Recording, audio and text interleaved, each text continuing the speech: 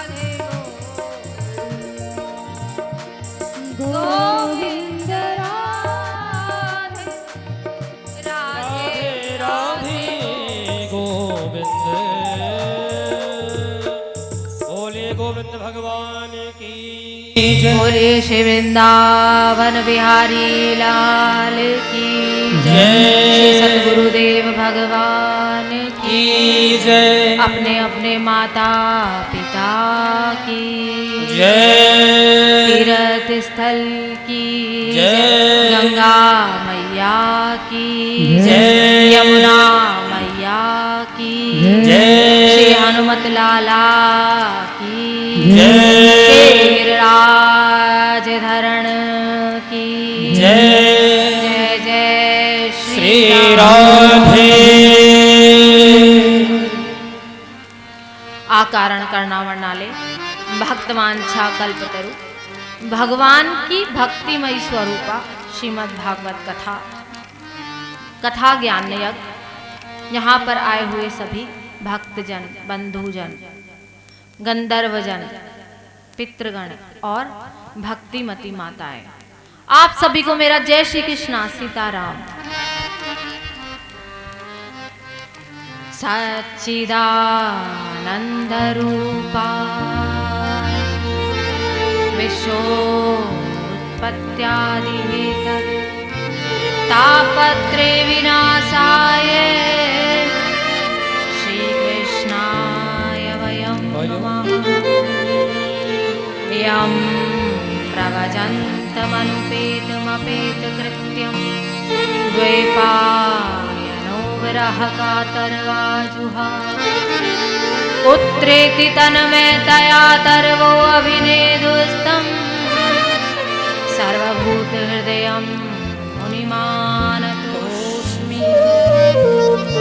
अज्ञानध्वंद विधिवंस कोटि सूर्य समप्रभा सूतख्याहि कथा सारम मम करण रसायन। हमारे अज्ञान को नष्ट करने वाला, हमारे ज्ञान को बढ़ाने वाला, हमारी भक्ति को बढ़ाने वाला, हमारी श्रद्धा को बढ़ाने वाला और भगवान में प्रेम जताने दिलाने वाला केवल एक ही ग्रंथ है, वह है श्रीमद् भागवत कथा। कोटि जन्मों के जब हमारे पुण्य उदय होते हैं, जब हमें श्रीमद् भागवत कथा कराने का या हमें कथा सुनने का लाभ प्राप्त होगा,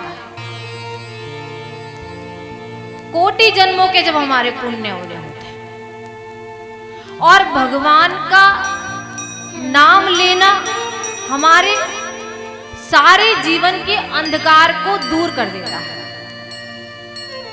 88,000 श्रोता समुदाय के बीच में सौनकादिक ऋषियों ने सूत जी से एक प्रश्न किया कि ये जो श्रीमद् भागवत कथा है ये क्या है और इसको कैसे श्रवण करना चाहिए, कहाँ श्रवण करना चाहिए, और यह कथा सुनाने की जो विधि है ये कैसे प्रारंभ हुई, कहाँ प्रारंभ हुई, किसने इसको प्रारंभ किया और जीवन जीने का सही तरीका हमको बताए।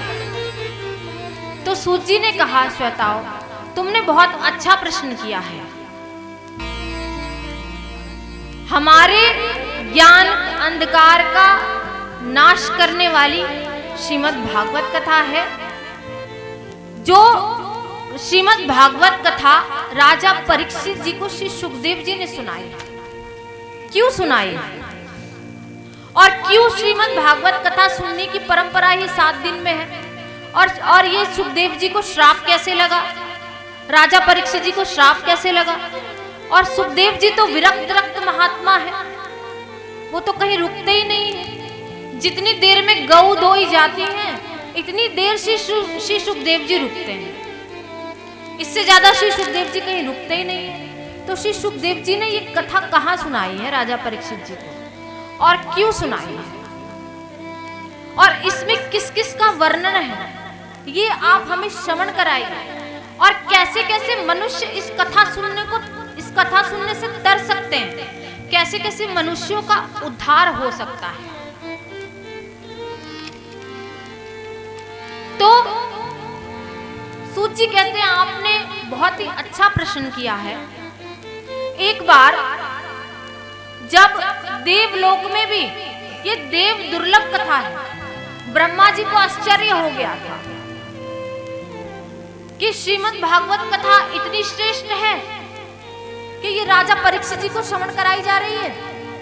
तो सभी देवी देवता अमृत का कलश लेकर आ गए। सुधा कुंभम गृहीत्वेव देवस्तत्र समागमन। सारे देवी देवता आए और कहा कि ये जो कथा रूपी अमृत है ये आप हमको पान करा दीजिए, और ये जो भागवत ये जो आप भागवत श्रवण करा रहे हैं ये आप हमें पान करा दीजिए, और ये जो अमृत जो जब समंदर मंथन के समय निकला है ये राजा परीक्षित जी को पान करा दीजिए, तो राजा परीक्षित जी को मोक्ष मिल जाएगा, और हमें श्रीमद् भागवत जी का पान करा दीजिए ताकि हम लोगों को भी मोक्ष मिल जाएगा। तो श्री सुखदेव जी ने उनको श्रोता ना समझ के कहा, क्वा सुता क्वा कथा लोके क्वा कांच क्वा मणिर्महा ब्रह्मरातो विचार्येवं तदा देवान् जिहासः। सुखदेव जी ने कहा, यदि आप प्रेम से श्रोता बन के आते तो मैं आपको ये कथा रूपी अमृत का पान अवश्य कराता, लेकिन आप तो सौदागर बन के आए, आप तो सौदा करने आए हैं कि ये कथा रूपी अमृत आप हमसे ले लीजिए और बदले में श्री सुखदेव जी को अमृत पान करा दीजिए। तो अगर आप प्रेम से कथा सुनते और प्रेम से अगर श्रोता बन के आते, कथा सुनते, तो हम आपको ये कथा अवश्य पान कराते। लेकिन यहाँ पर तो आप सौदा कर रहे हैं। सौदा करने का काम तो बनिए और ग्राहक का होता है। ना तो हम बनिए हैं, ना हम ग्राहक हैं। और भगवान की कथा तो कोई भी श्रवण कर सकता है, कहीं भी श्रवण कर सकता है, कैसे भी श्रवण कर सकता है। लेकिन आप सौदागर बन के आए हैं, तो इसीलिए श्री सुखदेव जी ने उनको डांट कर भगा दिया। ब्रह्मा जी को आश्चर्य हुआ तो ब्रह्मा जी ने स्वर्गलोक में तराजू लगा दिया। एक तरफ सारे ग्रंथों को रख दिया और एक तरफ श्रीमद् भागवत जी को रख दिया। तो श्रीमद् भागवत जी का पड़ला भारी रहा। सारे शास्त्र जैसे थे वैसे ही बने रहे, पर श्रीमद् भागवत जी नहीं हिल पाई। इतनी पतित पावन है ये श्रीमद् भागवत कथा, जो केवल प्राणी मात्र का उद्धार नहीं करती। यहाँ पर जितने भी जीव जंतु हैं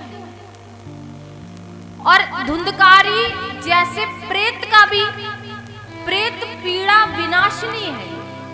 प्रेतों की पीड़ा को भी विनाश करने वाली है। जिसने अपने जीवन में कभी कोई पुण्य ही नहीं किया, जिसने अपने जीवन में केवल पाप ही किया,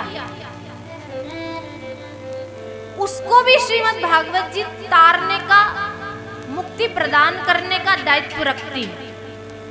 उसका भी उद्धार करती है श्रीमद् भागवत जी। और उद्धार तो करती ही है, उद्धार के साथ भक्ति, ज्ञान और वैराग्य की भी प्राप्ति कराती है। नारद जी विचरण कर रहे थे, सौनकादिक जी कथा सुना रहे हैं, नारद जी विचरण कर रहे थे।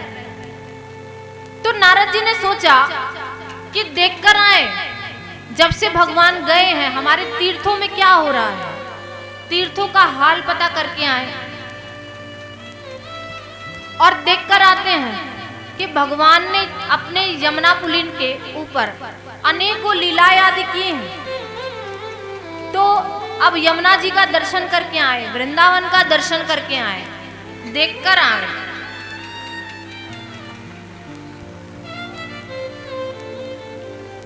तो नारद जी विचरण कर रहे थे, विचारते विचारते नारद जी अनेकों तीर्थों में गए। श्रीरंगम, सेतु वंदनम आदि आदि तीर्थों में नारद जी ने विचरण किया।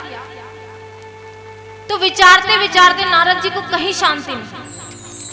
देख रहे हैं कि जैसे जैसे कलयुग बढ़ता जा रहा है, वैसे वैसे तीर्थों का सार खत्म हो रहा है। तीर्थों में पापी आदि लोग रह के रहने लगे हैं आकर, और तीर्थों का सारा सार नष्ट कर दिया है।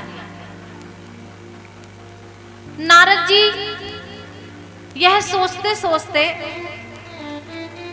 वृंदावन पहुंचे।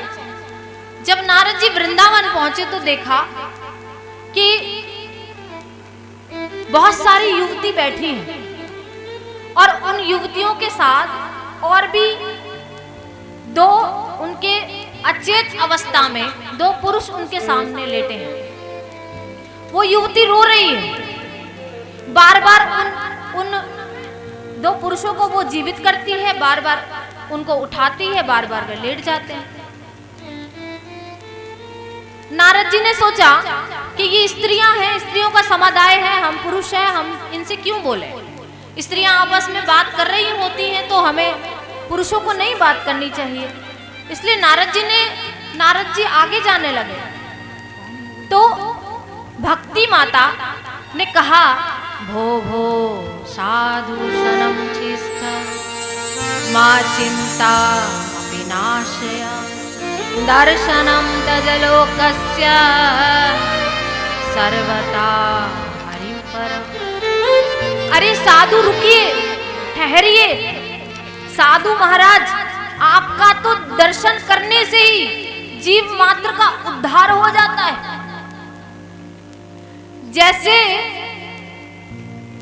कोई साधु हमारे घर में अचानक आ जावे, बिना बुलाए आ जावे, तो जीव का कल्याण हो जाता है। उसको अवश्य कुछ ना कुछ दे के विदा करना चाहिए। जैसे आपने भगवान जब वामन बनकर गए तो साधु का भेष ही बनाकर गए। जैसे आपने राजा बलि का कल्याण करा, ऐसे ही आप भी भगवान के स्वरूप ही है। नारद जी तो साक्षात भगवान का स्वरूप ही है, भगवान का ही रूप है नारद जी। तो भक्ति महारानी कह रही है, महाराज जी आप रुकिए और मेरी इस परेशानी का कारण मुझे बताइए। नारद जी ने पूछा, क्या हुआ, आप क्यों दुखी मालूम होती हैं, आपको क्या कष्ट है, और ये दोनों कौन है जो आपके साथ ऐसे लेटे हुए हैं। भक्ति महारानी ने कहा कि ये दोनों मेरे बेटा हैं, ये अचेत अवस्था में इसलिए हैं कि मैं तो देख, मेरे दुख के कारण ये है, मैं इसलिए रो रही हूँ कि माँ जवान और बेटा वृद्ध, मुझे इस बात का दुख है। महाराज जी आप कृपया करके मेरे इस दुख का कोई कारण बताइए। अहम भक्ति रीति क्या था, इमौ मैं तनयौ मतौ, ज्ञान वैराग्य नामानौ, काल योगे जर्जरौ।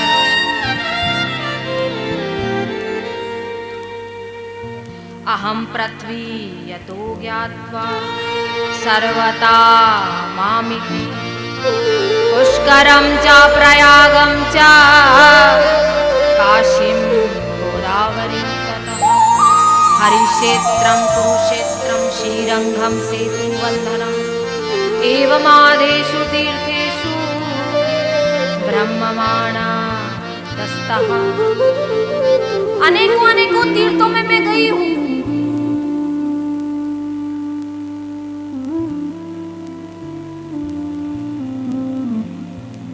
और कई कई तीर्थों में मुझे सम्मान भी मिला, कई कई तीर्थों में मैं पूजी भी, मुझे पूजा भी गया। लेकिन जब मैं वृंदावन आई तो मैं तो जवान हो गई, लेकिन मेरे ये जो दो बेटा हैं ये वृद्ध अवस्था में।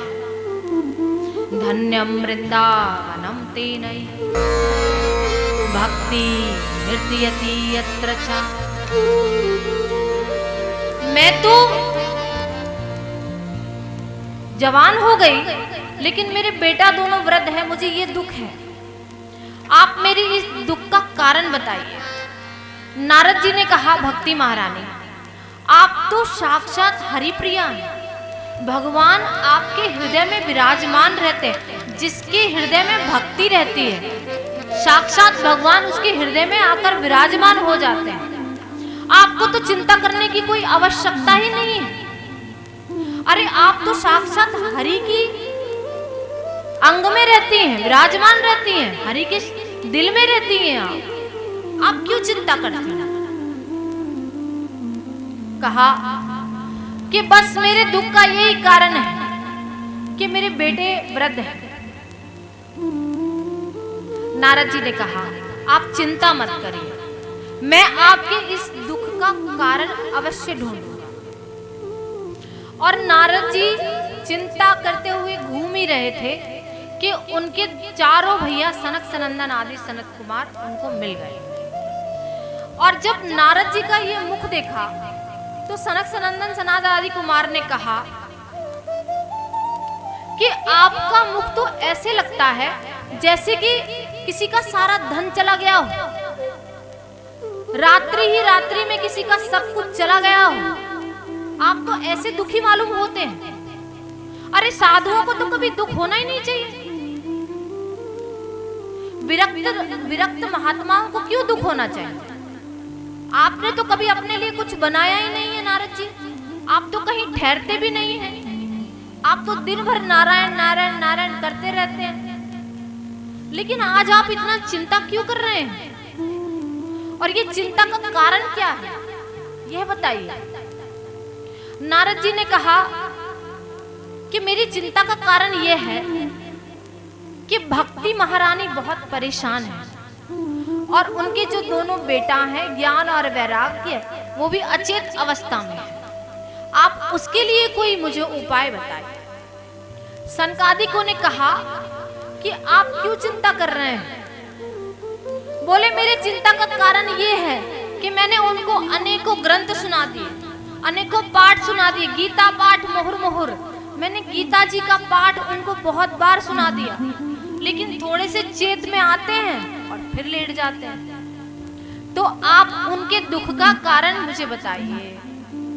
तो सनकादिकों ने कहा कि नारद जी, आप उनको श्रीमद् भागवत की कथा का श्रवण कराइए। नारद जी बोले, श्रीमद् भागवत कथा?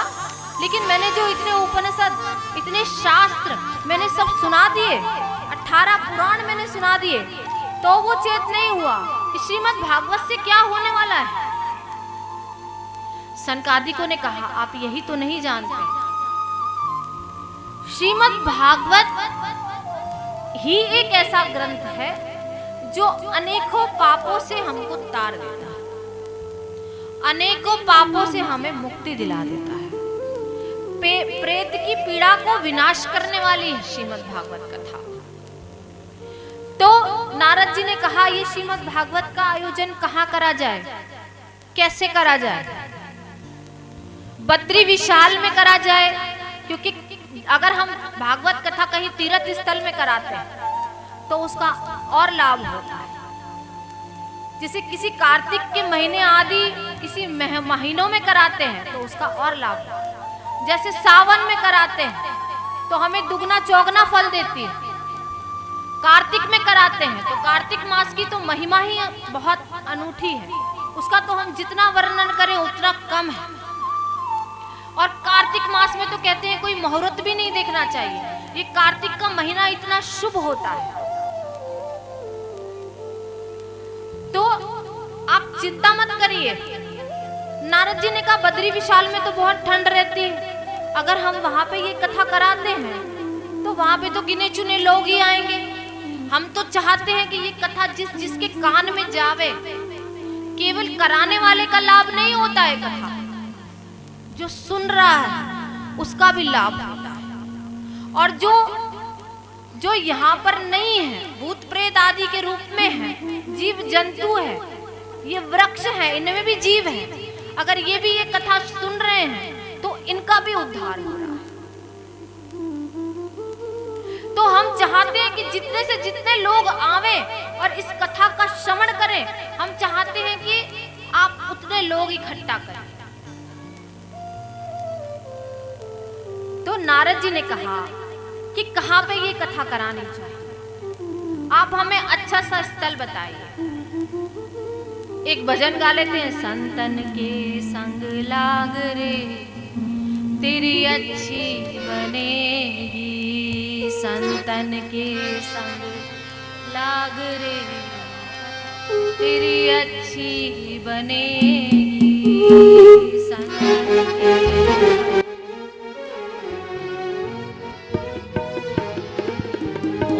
संतन के संग लाग रे तेरी अच्छी बनेगी, संतन के संग लाग रे तेरी अच्छी बनेगी, संतन के संग लाग रे तो तेरी अच्छी बनेगी, संतन के संग लाग रे तेरी अच्छी तेरी अच्छी बनेगी, तेरी बिगड़ी बनेगी, अच्छी बनेगी तेरी बिगड़ी बनेगी, ओ अच्छी बनेगी तेरी बिगड़ी बनेगी, अच्छी बनेगी तेरी बिगड़ी बनेगी, होए धीरो बड़ो भाग रे तेरी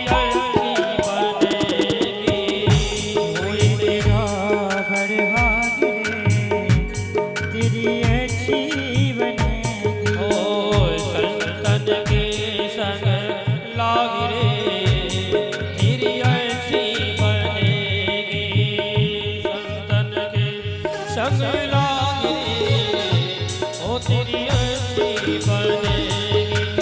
जय हो, प्रेम से ताली सेवा करे सभी।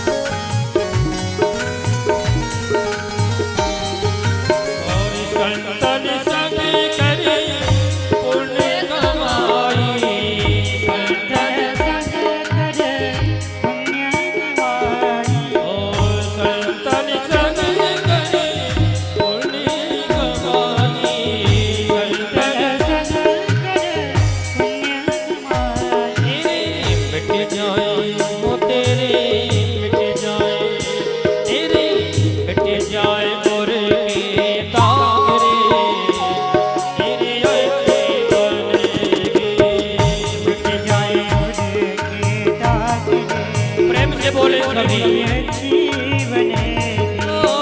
संतन के संग लाग रे तेरी अच्छी बनेगी। संतन के संग लाग रे तेरी अच्छी बनेगी। हो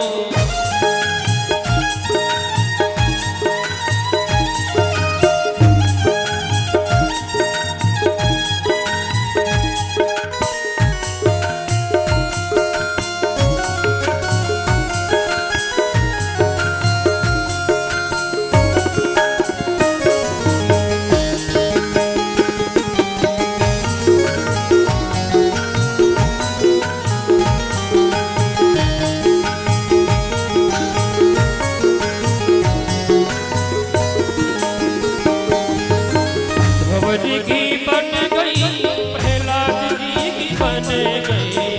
द्रौपदी की बन गई प्रहलाद जी की बन गई। द्रौपदी की बन गई प्रहलाद जी की बन गई। द्रौपदी की बन गई प्रहलाद जी की बन गई। तो हरि सुमिरन में लाग रे तेरी अच्छी बनेगी। सुमिरन में लाग रे तेरी अच्छी बनेगी। संतन के संग लाग रे तेरी अच्छी बनेगी। संतन के संग लाग रे तेरी अच्छी जय हो प्यारे।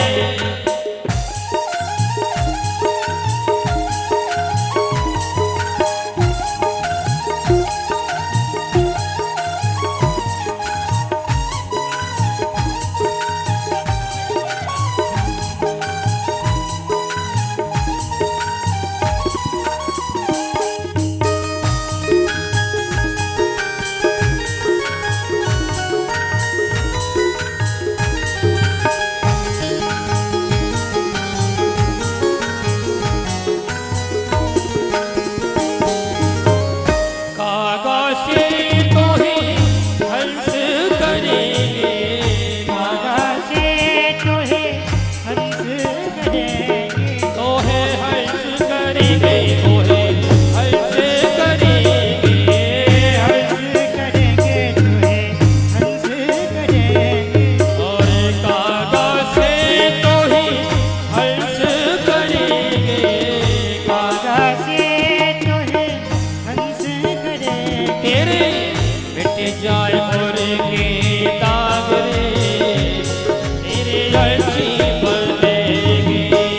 मिट जाए उड़े के दाग रे तेरी अच्छी बनेगी। ओ संतन के संग लाग रे तेरी अच्छी बनेगी। संतन के संग लाग रे तेरी अच्छी बनेगी। और मोहन स्वामी बहुत दिन सोयो। मोहन सामे बहुत दिन सोयो। मोहन स्वामी बहुत दिन सोए। मोहन सामे बहुत दिन सोए। अब जाग सके तो अब जाग रे तेरी अच्छी बनेगी। जाग सके तो जाग रे तेरी अच्छी बनेगी। और संतन के संग लाग रे तेरी अच्छी बनेगी। संतन के संग लाग रे तेरी अच्छी बनेगी। संतन के संग लाग रे तेरी अच्छी बनेगी। ताली से करो प्रेम से जय हो प्यारे। अच्छी बनेगी। संतन के संग लाग रे तेरी अच्छी बनेगी। संतन के संग लाग रे तेरी अच्छी बनेगी। गोविंद मेरो है गोपाल मेरो है। मेरो है गोपाल मेरो है। श्री बाकी बिहारी नंदलाल मेरो है। बाजे बिहारी नंदलाल मेरो है। गोविंद मेरो है गोपाल मेरो है।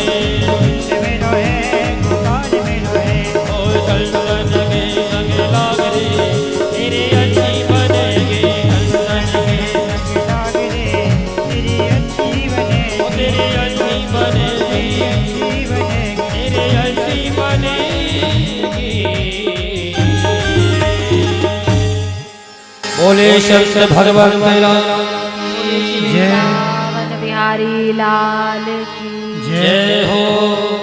तो ज्ञान और वैराग्य को चेत करने के लिए, भक्ति को बढ़ाने के लिए और भक्ति का कष्ट दूर करने के लिए ये श्रीमद् भागवत जी को गंगा जी के तट पर रखा गया और अनेकों अनेकों साधु संतों को बुलाया गया, निमंत्रण दिया गया और अनेकों जगह से साधु आदि संत आदि भगवान की श्रीमद् भागवत कथा सुनने के लिए दूर दूर से लोग आए। और जब कथा का प्रारंभ हुआ तो ज्ञान और वैराग्य का जो अचेत अवस्था थी वह चेतित हो गई और भक्ति ज्ञान और वैराग्य के सहित श्रीमद् भागवत कथा का श्रवण करना है। बोलिए श्री वृंदावन बिहारी लाल की जय। बोलिए श्री भागवत महापुराण की जय। राजा परीक्षित जी ने एक प्रश्न किया सुखदेव जी से कि ये बताइए कि ये जो श्रीमद् भागवत कथा है ये केवल भक्ति ज्ञान वैराग्य के लिए है या ये किसी औरों का भी उद्धार करती है? श्री सुखदेव जी ने कहा मैं तुम्हें एक कथा सुनाता हूँ। तुंगभद्रा नदी के तट पर आत्मदेव नाम के ब्राह्मण रहते थे। आत्मदेव जी के घर में कोई संतान नहीं थी और केवल संतान ही नहीं, उनकी जो गाय थी उनको भी कभी बछड़ा आदि नहीं हुआ। तुलसी लगाते थे तो तुलसी का वृक्ष भी सूख जाया करता है। बड़े ही चिंतित रहते थे कि मेरा भाग्य है या मेरा दुर्भाग्य है, मैं जो करता हूं वो होता ही नहीं है। अरे मेरे कुल को कौन तारेगा, मेरे घर में कोई संतान नहीं, अगर एक भी संतान हो जाती तो मेरा कुल तो तर जाता, मेरे कुल को कोई पानी देने वाला नहीं। आत्मदेव जी बड़े चिंतित रहते थे। आत्मदेव जी ने सोचा कि घर से निकलते आत्महत्या कराते हैं, इससे अच्छा तो हम मर ही जाएं, लोगों के ताने सुनने पड़ते हैं। आत्मदेव जी घर से निकल गए और घर से निकले तो रास्ते में देखा एक साधु अपने महात्मा बेचारे भजन में लगे हुए थे। आत्मदेव जी ने देखा तो उनके चरणों में गिर गए। साधु महाराज ने कहा क्या हुआ, क्यों चिंतित हो, क्यों रोते हो? बोले महाराज जी मैं चिंतित इसलिए हूं क्योंकि मुझे कोई संतान नहीं, मैं तुलसी का वृक्ष लगाता हूं वो भी सूख जाता है, मेरी गऊ को भी कोई बछड़ा आदि नहीं। आप कृपा करिए मुझ पर और मुझे कुछ ऐसा उपाय बताइए जिससे मेरे घर में संतान हो जाए। वो साधु ने कहा कि अरे भाई क्या ये झंझट झमेलों में पड़ना, क्या गृहस्थों के चक्कर में पड़ना, अरे तुम ब्राह्मण हो, तुम तो विद्वान हो, तुमने तो शास्त्र वेद आदि पढ़े, क्या जरूरत है तुम्हें ये माया में पड़ने की? जो भगवान ने दिया उसमें प्रसन्न रहो ना, जो नहीं दिया है क्यों मांगना है भगवान से? जो दिया है अच्छा है, जो नहीं दिया है हमारे अच्छे के लिए नहीं दिया है। जब हम बहुत ज्यादा चीजें भगवान से मांगने लग जाते हैं तो भगवान वो भी देते हैं, हमें भगवान सुनते हैं, लेकिन भगवान जानते हैं कि इसमें तुम्हारा हित नहीं है, इसलिए भगवान नहीं देना चाहते। अगर विलंब हो रहा है, टाइम लग रहा है, जो हम सोच रहे हैं नहीं मिल रहा है, तो सब्र करो। भगवान ने अपने हिसाब से हमको बिल्कुल सही दिया है, जो भी दिया है। संतोषी सदा सुखी, संतोष में रहो, तुम तो ब्राह्मण हो। अरे ठाकुर जी ऐसा तो नहीं है, हाथ पैर तो दिए हैं, आंख तो दी है, मुंह तो दिया है, किसी किसी की तो आंख भी नहीं है,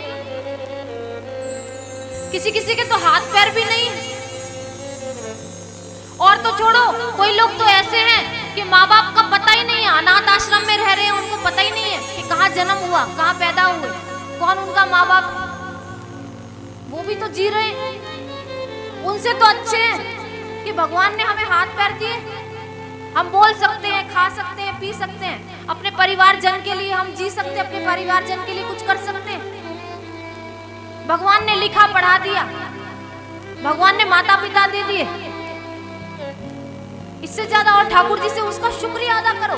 ठाकुर जी जो तूने दिया है वो बहुत दिया है, और तुम आगे भी दोगे वो भी हमारे लिए बहुत अच्छा है। जैसे छोटे बालक को नहीं पता होता कि उसका हित किस में है, बच्चा छोटा है वो तो कुछ भी जिद कर लेता है, खिलौने के लिए लड़ने लग जाता है, लेकिन माँ जानती है कि ये खिलौना 4 दिन खेलेगा, इतना महंगा खिलौना लेगा और 4 दिन में तोड़ देगा। माँ उसको डांटती भी है, समझाती भी है। ऐसे ही भगवान भी है, अगर हमको कुछ चीज नहीं दे रहे हैं तो हमारे भले के लिए नहीं दी। संतुष्ट रहिए, जो मिला है ठाकुर जी का शुक्रिया अदा करिए। ठाकुर जी तूने जो दिया है सबसे अच्छा दिया है। ऐसे भी लोग हैं जो साइकिल के लिए तरस रहे हैं, हमारे पास गाड़ी तो है, हमारे पास बाइक तो है। ऐसे भी लोग हैं जो पैदल चलते हैं, उनसे तो अच्छे हैं। कुछ मत मांगो, भगवान ने जो आपको दिया है अच्छा है। वो बोले नहीं, मैं अगर आप मुझे कोई उपाय नहीं बताएंगे बालक होने का तो मैं अभी प्राण त्याग दूंगा। साधु महात्मा ने सोचा हम अच्छे भले जा रहे थे, अपने घर की तरफ जा रहे थे, क्या हम इनके चक्कर में पड़ गए। साधु महात्मा को दया आ गई, उन्होंने कहा कोई बात नहीं, तुम चिंता मत करो, अब तुम ज्यादा जिद कर रहे हो तो हम तुमको एक फल दिया महात्मा जी ने, और कहा कि ये अपनी पत्नी को खिला देना, आपको संतान अवश्य होगी। लेकिन ध्यान रखिए, जितने दिन भी ये फल आप खाएंगे, जितने दिन भी बालक नहीं होता है, बच्चा नहीं होता है, आपको ब्रह्मचार्य से रहना पड़ेगा, एक समय भोजन करना पड़ेगा, किसी को गलत नहीं बोलना पड़ेगा, किसी को गाली नहीं देनी पड़ेगी, किसी से झगड़ा नहीं करना पड़ेगा। आत्मदेव जी ने कहा प्रभु ठीक है, आप जैसा बोलेंगे हम वैसा करेंगे। उन्होंने वैसा ही किया। अब ब्राह्मण देव तो बड़े खुश हो गए, फल लेके जाके अपनी पत्नी को दे दिया और धुंधली से कहा कि धुंधली देखो मैं क्या लेकर आया। धुंधली ने कहा कि क्या लाए हो। बोले ये ब्राह्मण का फल है, आशीर्वाद है, इसको अवश्य खाना। देखिए कोई संत यदि हमको कोई फल देता है, कोई फूल देता है, कोई प्रसाद देता है तो उसको अपने परिवार में बांट के खाना चाहिए, क्योंकि संत का प्रसाद मिलना कोई हमारे भाग्य उदय होते हैं तो ही मिलता है। ना जाने किस रूप में नारायण मिल जाए, कभी भी प्रसाद का निरादर नहीं करें। जो भी संत के हाथ से, ब्राह्मण के हाथ से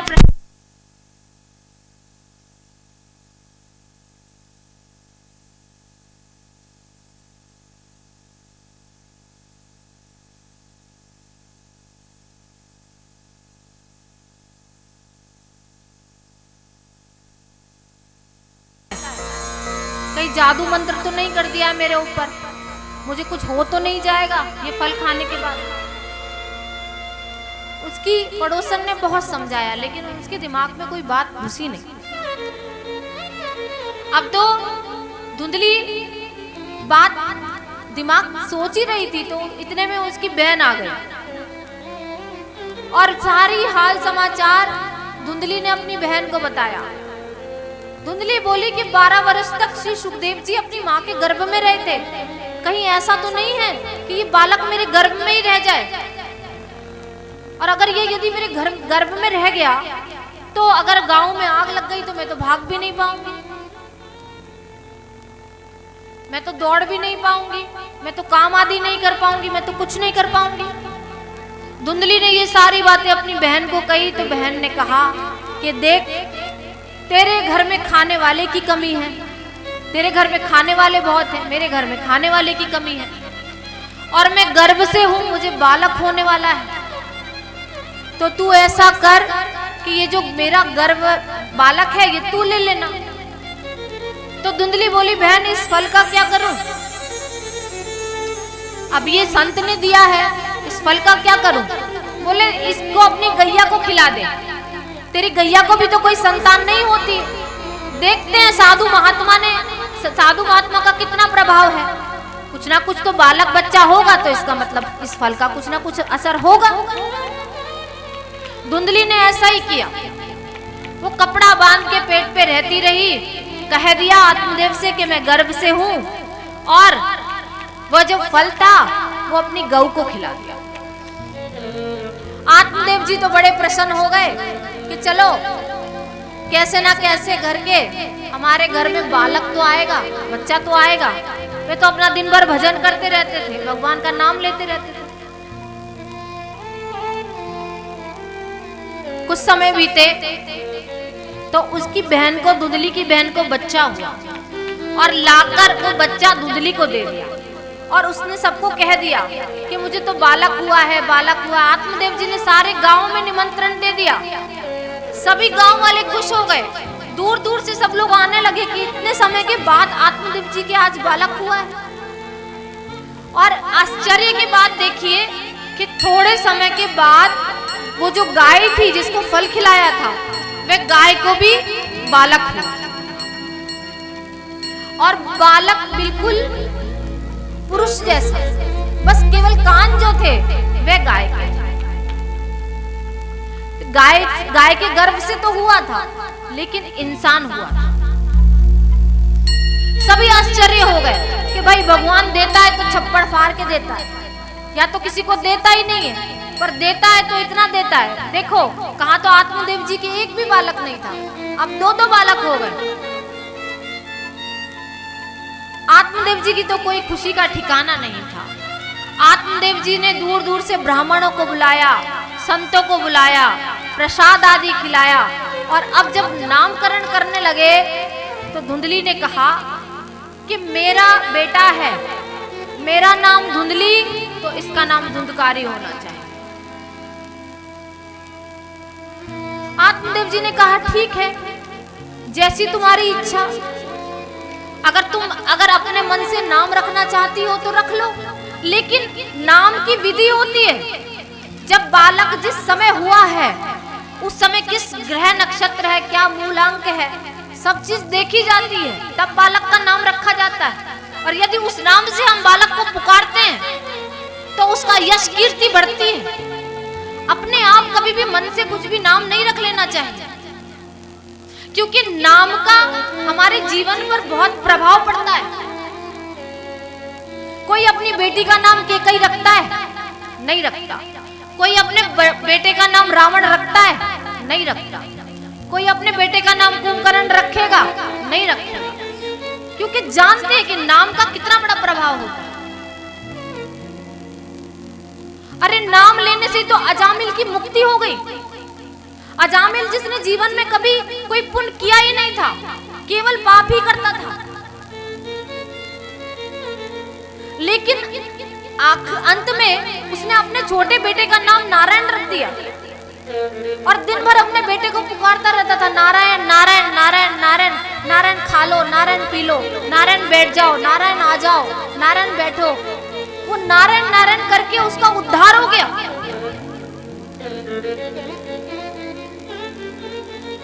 नाम सिद्ध हो गया।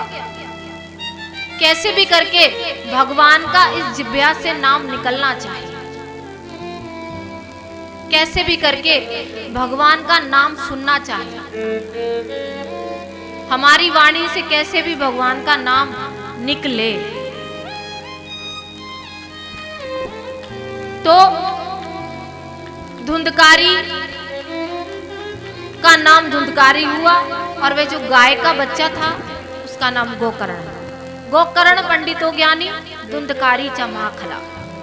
महाखल हुआ, बच्चों को मारता था, लड़ाइयां करता था, सभी लोगों को, किसी को कुएं में धकेल देता था, किसी की चोरियां कर लेता था, किसी को मारपीट करके आ जाता था।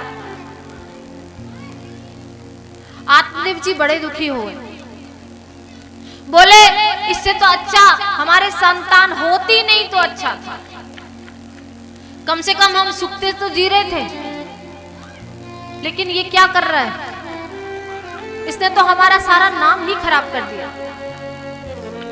अब आत्मदेव जी बड़े दुखी हो गए, घर को छोड़ दिया, रोज रोज लोग उनको उल्हाना देने आते थे, बोलने आते थे कि आज धुंधकारी ने ये करा है, आज धुंधकारी ने बच्चों को मारा है, आज धुंधकारी चोरी करके आया है। आत्मदेव जी ने घर छोड़ दिया। अब तो रात्रि में धुंधकारी ने अपनी माता के गले को पकड़ लिया और मारने लगा। बोला, अगर तू मुझे पैसा नहीं देगी, मुझे धन नहीं देगी, तो मैं तुझे मार दूंगा।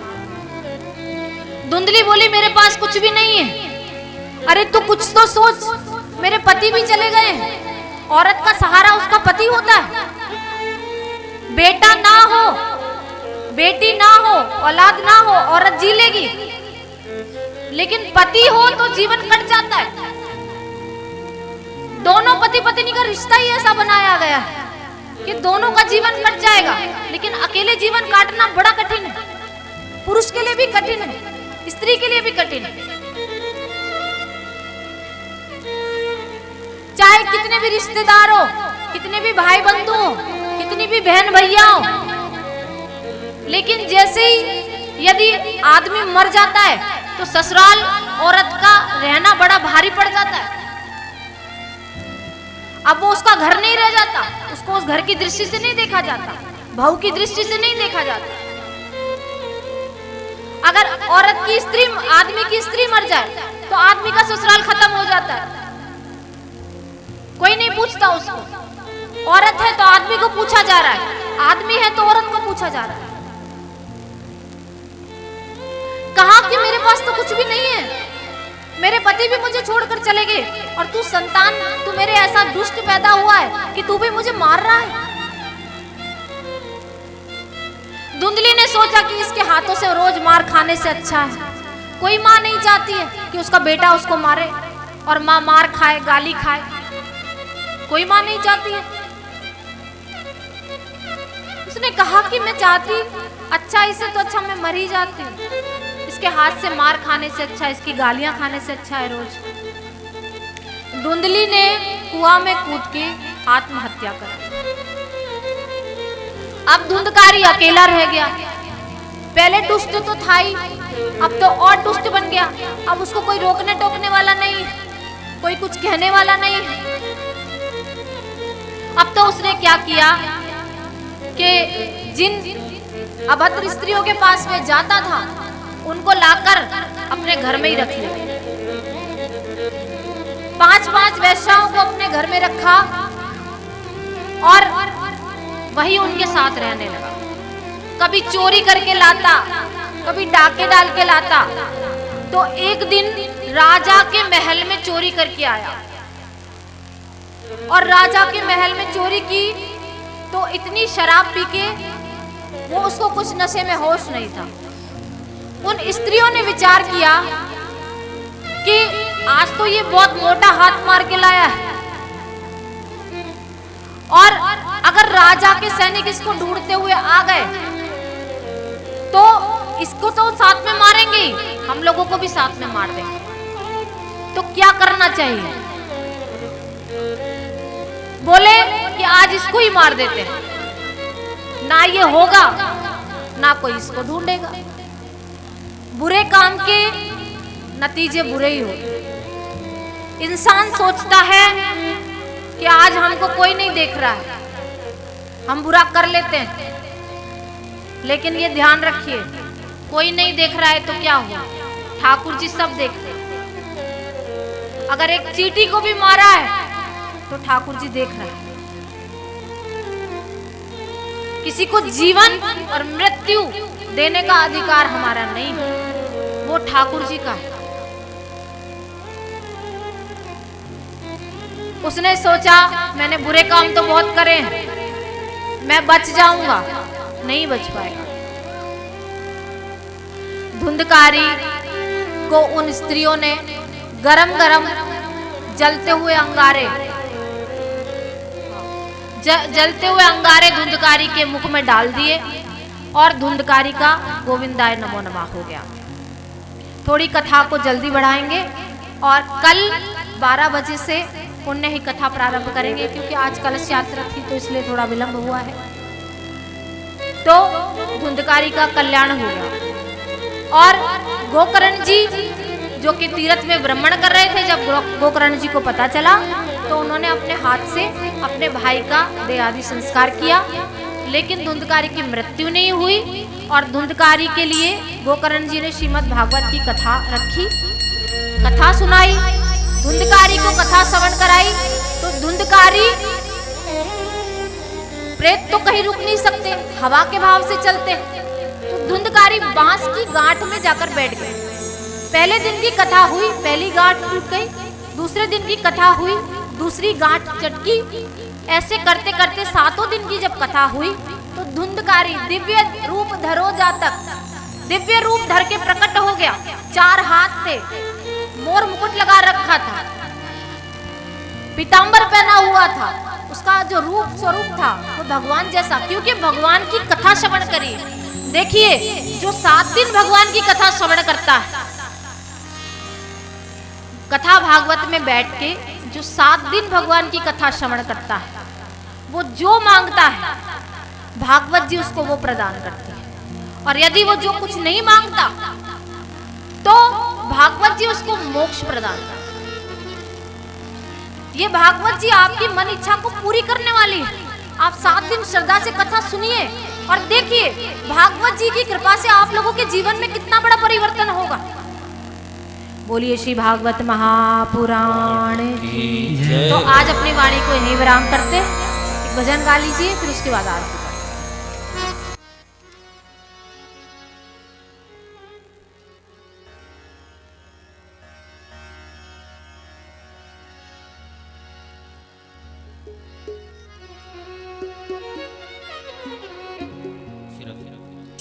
और सावरे से मिलने का सत्संग ही बहाना है,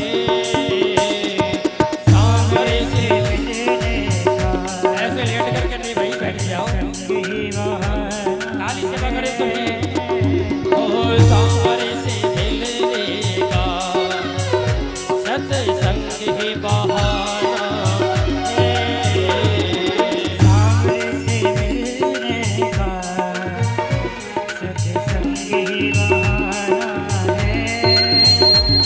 ये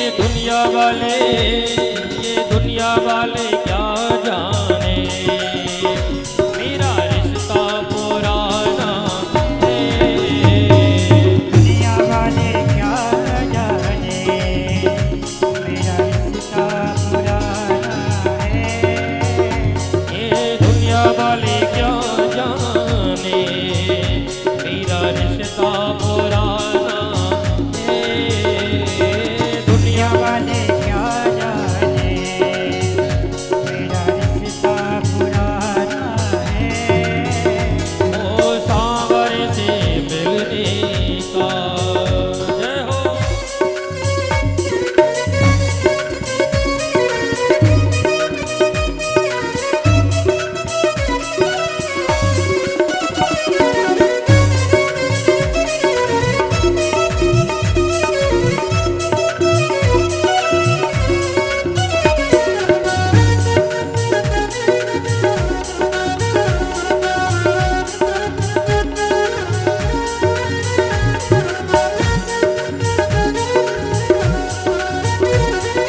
मथुरा में ढूंढा तुझे और गोकुल में पाया है।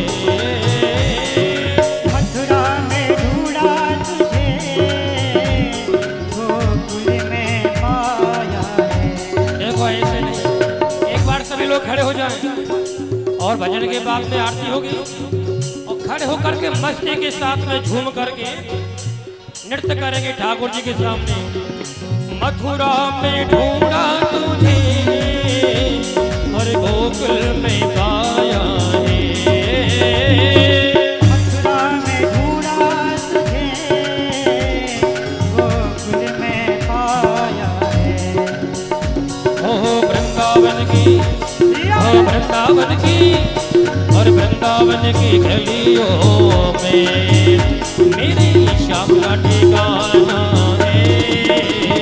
वृंदावन की गलियों में मेरे श्याम का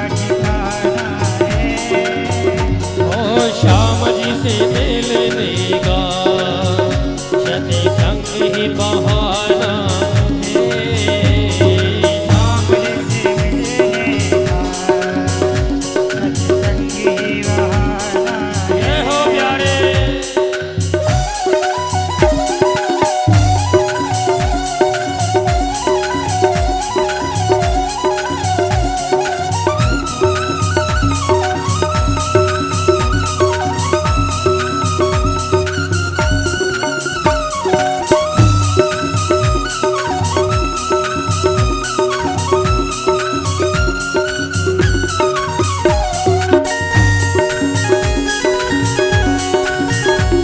जो लोग बैठे हैं वो बैठे बैठे ताली सेवा करें सभी।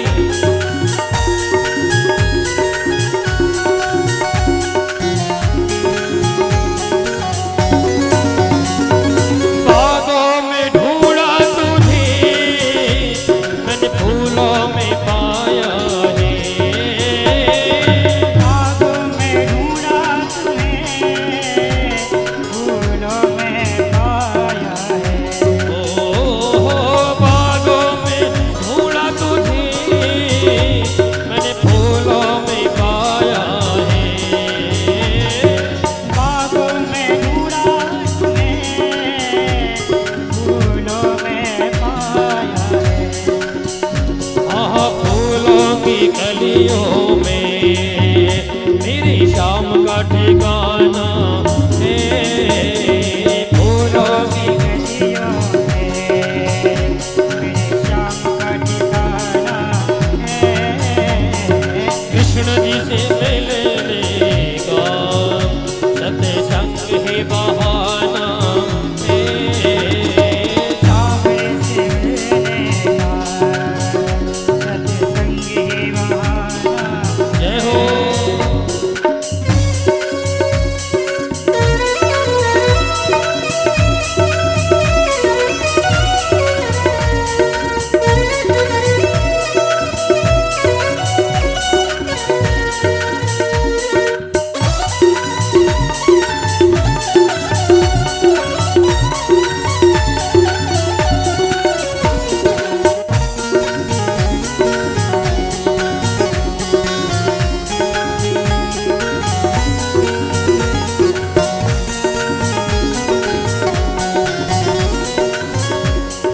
सखियों ने ढूंढा तुझे और गोपियों में पाया है। में ढूंढा तुम्हें जय हो। वालों में पाया। राधा जी के हृदय में मेरे श्याम का ठिकाना है। श्याम से मिलने का सत्संग ही बहाना है। श्याम से मिलने का सत्संग ही बहाना है। ओ श्याम से मिलने का सत्संग ही बहाना है। श्याम से तेरी सावरे मेरे मोहने मेरी मोहने तेरे मोहने तेरे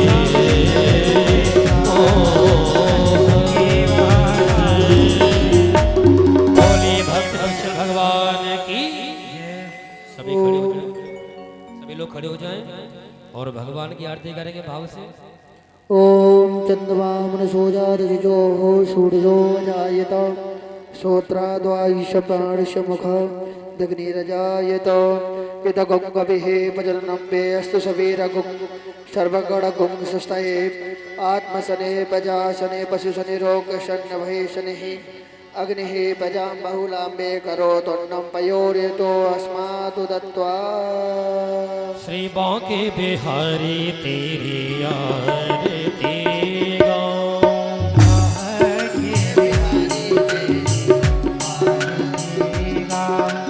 हे श्याम सुंदर तेरी आरती गाऊं।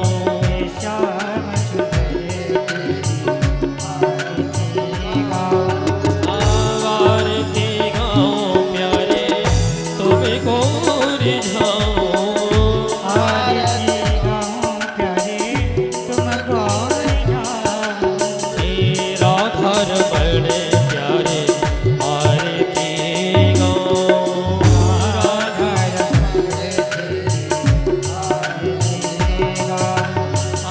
मोरे मुकोटे तेरे शीश पे सोहे मोर मुकुट तेरे शीश पे सोए। ओ प्यारी बंसी मेरो मन मोहे प्यारी बंसी मेरा मन मोहे। आ प्यारी बंसी मेरो मन मोहे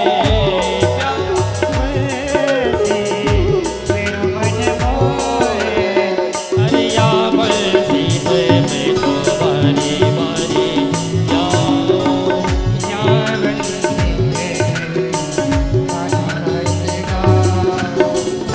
राधा वल्लभ तेरी आरती गाओ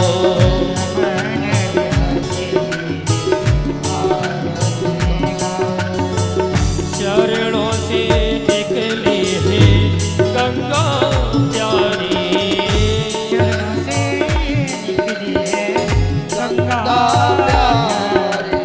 ओ जिसने सारी दुनिया तारी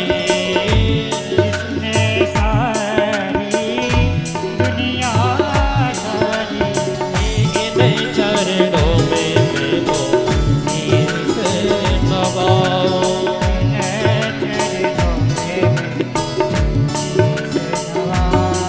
ये शाम सुंदर तेरी आरती गाऊं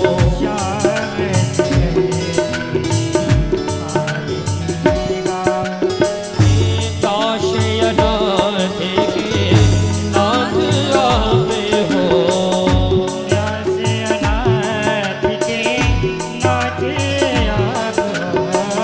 सुख दुख जीवन प्यारे साथी आवे हो सुख दुख जीवन प्यारे जय हो प्यारे या छवि पे मैं तो बारी बारी गाऊं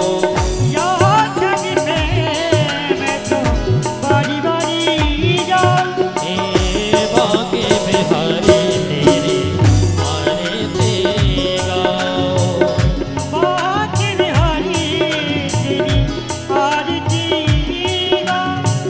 से हरिदास के प्यारे तुम हो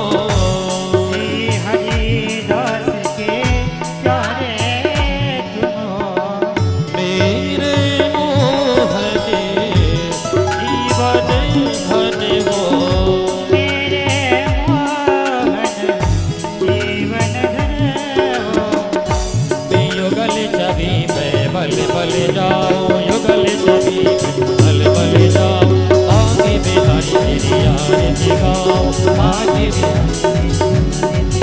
ओ कर्पूरी गौरम करुणावतारम संसारी सारम भुजगेन्द्रहारम सदा वसल्तं हृदयारविन्दे भवानी सहितं नमामि त्वमेव माता दुर्गा त्वमेव बन्धुजस्ता त्वमेव नेता जगदं त्वमेव सर्वं मम देव राधे कृष्ण कृष्ण कृष्ण राधे राधे राधे श्याम राधे श्याम श्याम